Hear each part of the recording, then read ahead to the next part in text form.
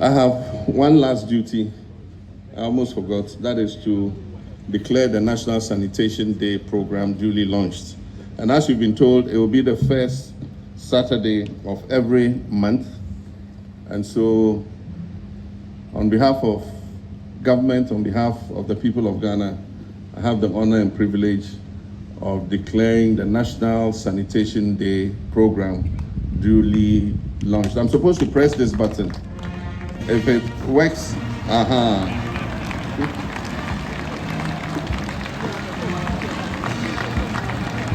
Thank you very much.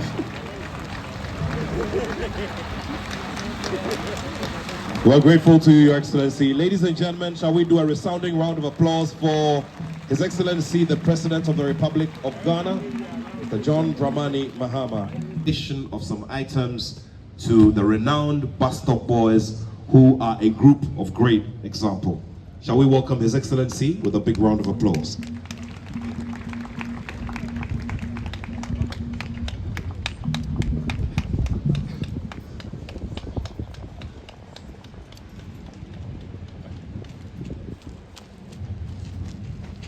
Thank you very much. As I said, we decided today to recognize these selfless, community-spirited young people who, for several years, using their own resources, their energy and strength, continue to volunteer to keep our city clean.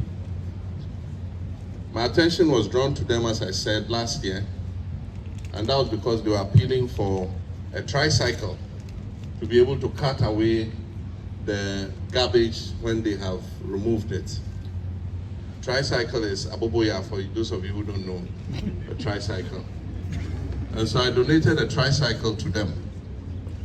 And since then I've been seeing the good work they do. They take a long stretch, they remove the pavement slabs, and they go into the gutter and scoop the gutter. And by the time they finish, you see water is flowing through the drain. So today we decided to honor them and make a presentation to them so that it can facilitate their work. And so I got the Chief of Staff and the Ministry of Local Government to put their heads together. And they have these items that are arranged over there. They have 200 wheelbarrows. They have 300 shovels. They have 300 brooms. That is the local broom, right? And then the one with the stick, standing broom. There are 300 of those. Then they have 300 hand gloves. You know when you're doing sanitation, you have to wear gloves in order not to carry infection. Then they have brushes, they call them standing brushes. And there are 280 of those. Then there are what they call short brush. I'm not exactly sure what that is, but there are 20 of those. And then they have 300 buckets, plastic buckets, 300 of them. And so we're going to present it to them this morning in recognition of their work, the work they do, and also to facilitate and make it easier for them to continue doing what they do. If other volunteer groups come up, we'll recognize them the same way and assist them to also be able to help the community. So bring me one of the brooms. We'll just use one of the brooms or the brushes. Yeah, any of them.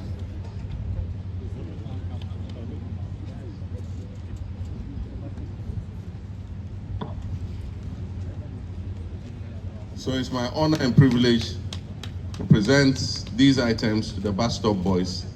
And so your leader can take charge of it. Thank you very much.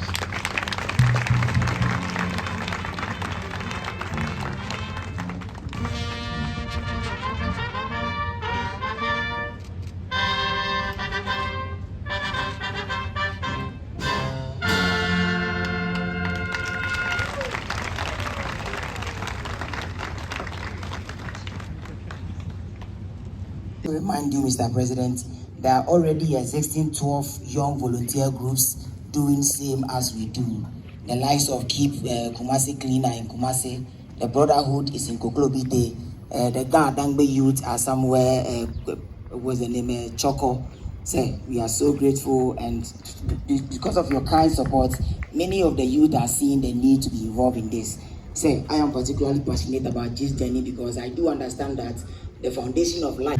And now His Excellency, the President, will go around to exchange greetings, beginning with the government chair, President of the Traditional Council, and also President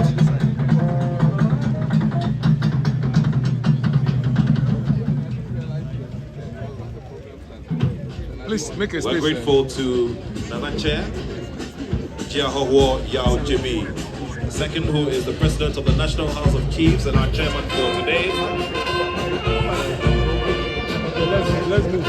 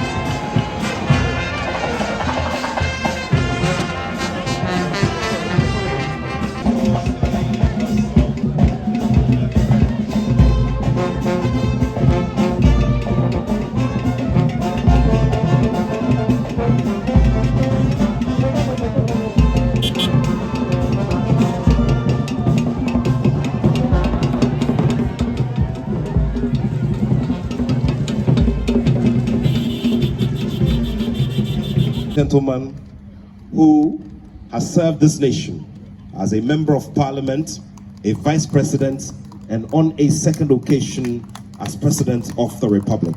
I present to you His Excellency John Dramani Mahama, President of the Republic of Ghana and Commander-in-Chief of the Ghana Armed Forces.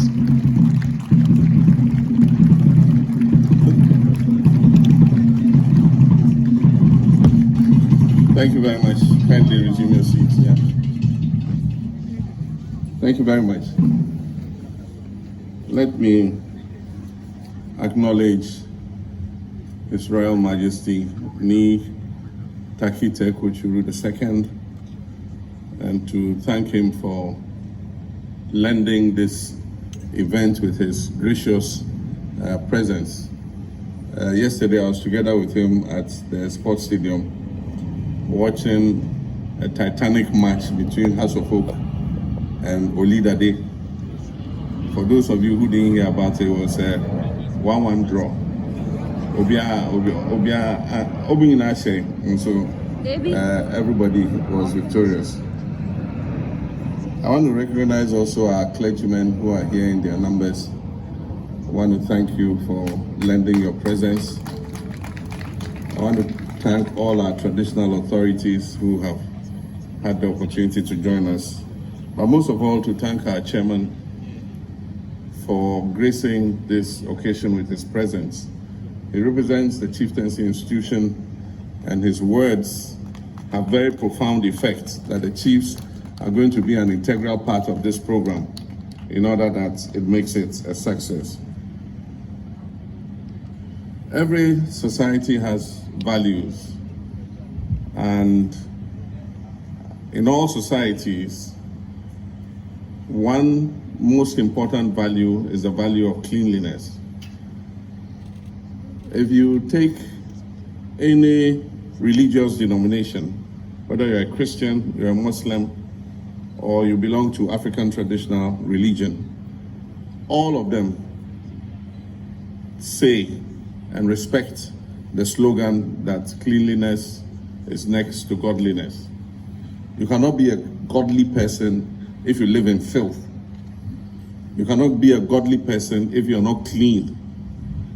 And so whether you're a Christian, you're a Muslim, or you believe in Pelekpeji or whatever, they all believe that cleanliness is next to godliness. And that has been part of our traditional value systems. I know that when I was growing up, anytime I vacated from school and my father made me go back to stay with my mother in Damango at the time, early in the morning, my mother, my aunties, my sisters, and we the children will be waking up at 5 a.m. and all of us will be given brooms. We will sweep the whole compound. We'll go outside the house and sweep around the whole house and gather every litter. That was a part of African traditional practice.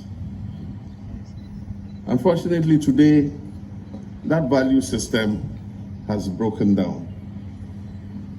You have people living in a family house, in a compound house. Nobody is prepared to join to make sure that the house is kept clean. Modernization does not mean that we should abandon our value systems. Just recently, I came from two very modern societies, Japan and Singapore. They are well developed, they are into AI, they are into space technology and everything, but their value systems in terms of their culture and traditions are still intact. You go to Japan and Singapore, you won't see one single piece of paper or plastic anywhere on the ground. Indeed, Singapore is worse. They're not allowed to chew gum in Singapore. So they don't sell chewing gum in Singapore. And if you are found chewing gum, the punishment is 10 hot lashes. It's true, they have corporal punishment in their law. And so if you litter or you throw plastic somewhere, I don't know how many lashes it is, but it's more than the chewing gum lashes. And so every citizen in those two countries believes in their cultural values and in cleanliness. There was one day when I was still quite young, I had started my first job with Japan Embassy. We went on internship. We were 16 of us from 16 different countries. And one of the times we had gone on a field trip, we were walking back to the hotel where we stayed. And there was somebody walking ahead of us. And as he was walking, he saw a piece of wrapper. I think somebody had eaten chocolate and dropped the wrapper on the street. He didn't drop it. I mean, he was just walking and he saw it. And I noticed that he got there, he bent down, he picked the wrapper and held it and continued walking until he got to the next litter bin. And then he dropped it in. I mean, in Ghana, how many people would do that? That you find something lying and there's a litter bin 50 meters ahead. But they value their cleanliness.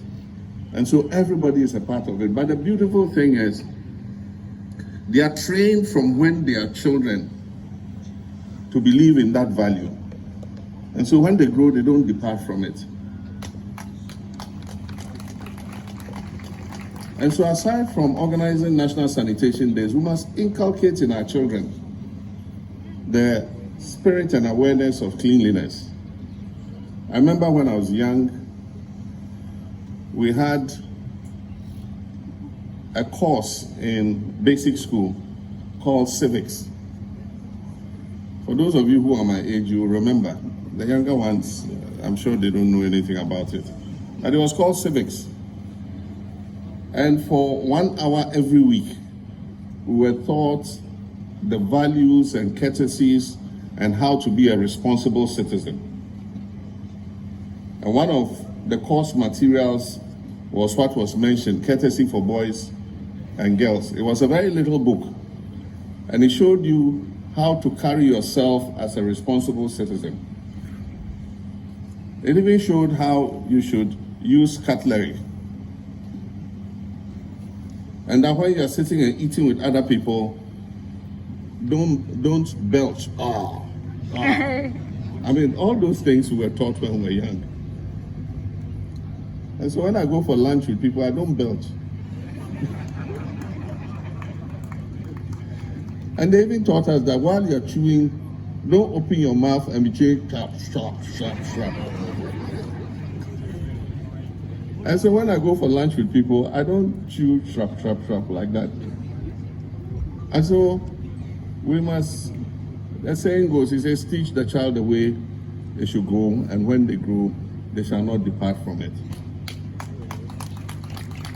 And so we're in discussion with the Ministry of Education to see how we can create, as part of the curriculum, a separate curriculum on courtesy and responsible citizenship, so that we can train our children from basic school through secondary school.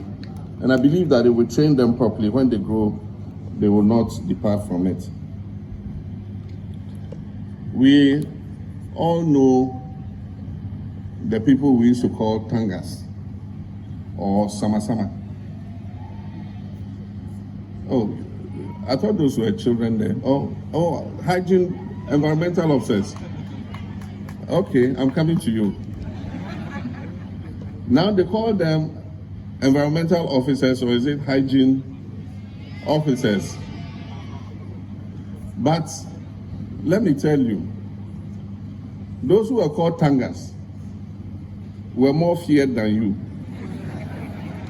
You become abrofo officers. Oh, you shouldn't keep your place dirty. Yeah, why do you have paper here? There's sama when they were coming, my mother and everybody will be running around and picking up anything, disposing of water that can breed malaria, larvae and all that. Because if they come and see one thing that is out of sync, sama straight, they'll summon you to court. And when you go to court, they'll fine you. And so we need, aside from public awareness, to also create a deterrence so that people know that, yes, while we expect you to live by these values, if you go against those values, there's a certain sanction that you must bear. And that is why between the district assemblies, the environmental officers, and I'll come to our traditional authorities, we have to create a system where people are sanctioned for breaking the sanitation bylaws.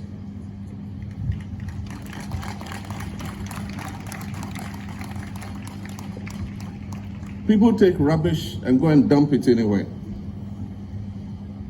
And that is the more difficult to take. For instance, one day we were driving during the campaign and one of our vehicles busted a tire. And so we stopped, the whole convoy stopped to repair the tire. And so I was standing by the roadside. And all along the roadside, the highway, were bottles, plastic, takeaway bowls, I mean, just name it. And that one, who is going to go on the highway to go and pick those things? At least in the communities, if you dump it here, we can do National Sanitation there and clean it up. But what of on the Accra-Bolga road?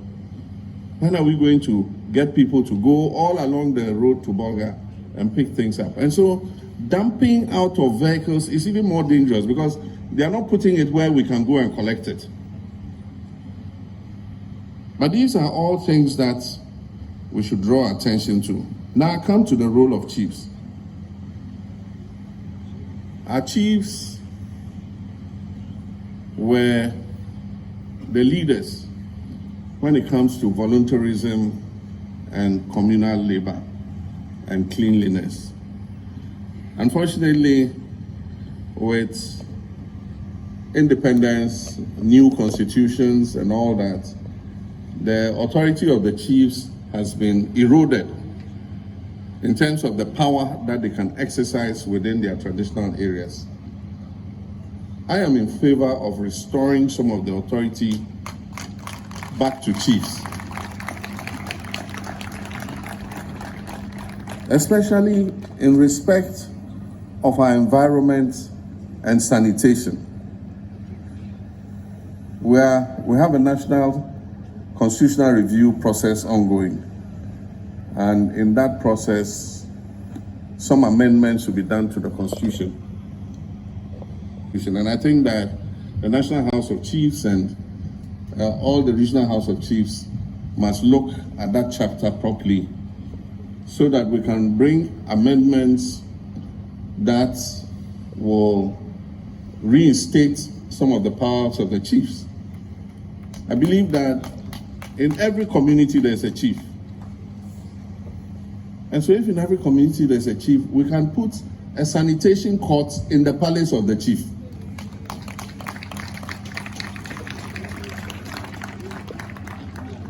So that working together with the district assembly, people who are persistent polluters will be brought to those sanitation courts, and they'll be given the sanctions that they deserve so that we can have cleaner communities, cleaner cities, and cleaner towns. But they won't abdicate the responsibility of the district administrations in terms of centralize the authority to you, and we've also decentralized the resources to go along with it. And so recently when I saw a regional minister, and she did very well, Linda, going to a Ramsar site to go and demolish buildings and stop people from building. The question I ask myself is, isn't there a district assembly in that area? It should have been the DCE, his planning officer, and all of them who should be there, because you live with the people in the district. And the feeling of the Ramsar site was not a one-day event. You could see that it had been going on and on. And the worst case is that some of the people had building permits to do what they were doing. I mean, a DCE like that should be sacked immediately. I mean, it's unacceptable. And these are the things I want our MMDCs and regional ministers to open your eyes to. The thing about these lagoons and Ramsar side, you see them and say, oh, they serve a useful purpose. It is because we have taken over those wetlands and those Ramsar sites that flooding has become worse in Accra. Because the rains in Accra come from the Kwapim Mountains, and there are a lot of streams coming down and going towards the sea. And before they enter the sea, they enter a wetland, and the wetland accommodates the water and discharges it into the sea. So can you imagine what happens if you fill that wetland and build on it? When the water arrives from the stream, where is it going to go? It will go back into your houses. And so people do little things like this, and we see them doing it and we walk past. But when the effect comes and your house gets flooded, then you say, oh, government, come and help us, come and save us, come and help us. But you saw what that person was doing. Sometimes there's a stream passing through your community. Somebody will shift sand, sawdust, and narrow the stream. And his narrowing of the stream is going to affect you because the volume of water that comes, the stream is narrow. It cannot go through that narrow path. So it will back up and enter your houses. And so let all of us be watchdogs of sanitation and the environment. And like I said, I'll hold the DCs responsible for your districts, but it will not only be for sanctions and punishment, it will also be for encouragement. I've asked the minister to put in a system of awards for the cleanest districts. And the cleanest districts will get very handsome awards.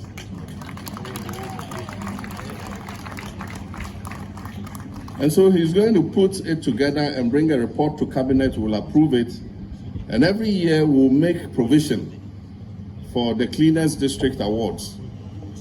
And it's not only the DCEs or the district assembly, the traditional authorities in the districts will also benefit from the award.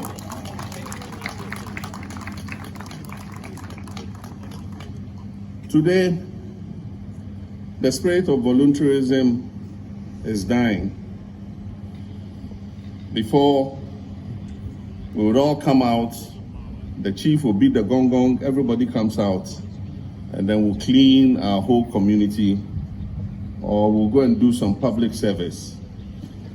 Today is very rare to find that. But there's a little group of young people that consistently volunteer their time and energy to help keep our country clean.